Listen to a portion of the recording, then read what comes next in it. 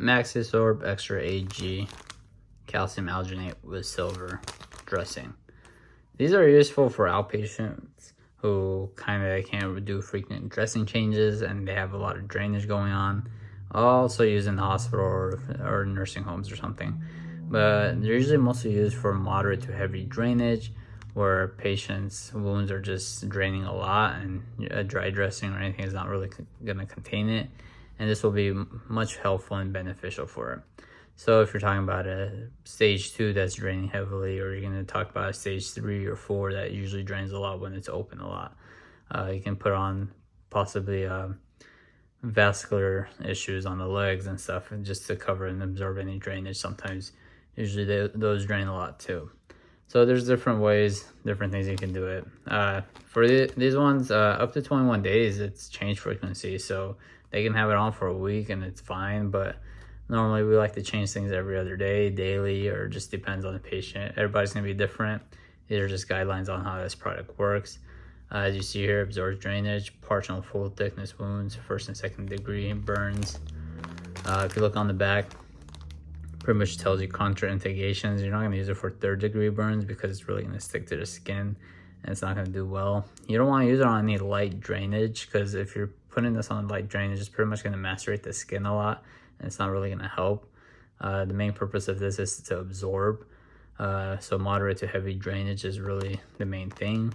Some patients might be sensitive to silver, so try to find out if they are or not. If it is, you kind of don't want to be placing this on there.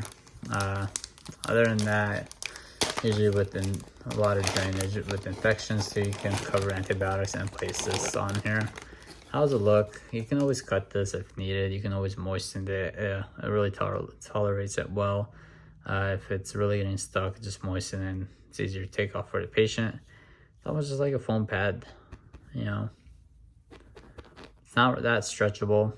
There's calcium alginate or just alginate in general. It comes in different forms and shapes and sizes. There's like strips, there's little pads or foams. You can pack them in the undermining to absorb everything and help close in the wound. This is just a simple thing, doesn't really do much. It's usually good for like post amputations, and you just place that on top of it because they usually have a lot of drainage, and then you'll just cover it with the dry dressing or abdominal pad and Curlex, and that helps a lot too. So overall, it's just a simple guideline that kind of almost like a microfiber cloth when you're washing your car. So you place it there and it just absorbs a lot of moisture from there. So yeah, pretty interesting, not too bad. But like I said, it's not too bad. If you want, this is how it looks if it's moistened. Pretty much absorbs it. Yeah, it's still, if you squeeze it, it's still gonna come out. But that's how it looks when it's moistened up. This is how it looks when it's dry. But overall, it does a pretty good job absorbing it a lot. So pretty much, it's like I told you, it's just like a microfiber cloth.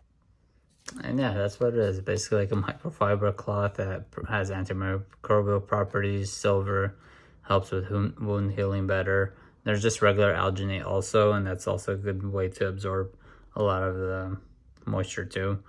But overall, yeah, that's how it is for wound closures. Helps pretty much absorb a lot of drainage and helps prevent any infections too, because it's a nice little cloth, and it's highly recommended on using for wound care treatments also. So yeah, comment, like, subscribe, let me know what you guys think. That's all I got for you guys for today. Peace.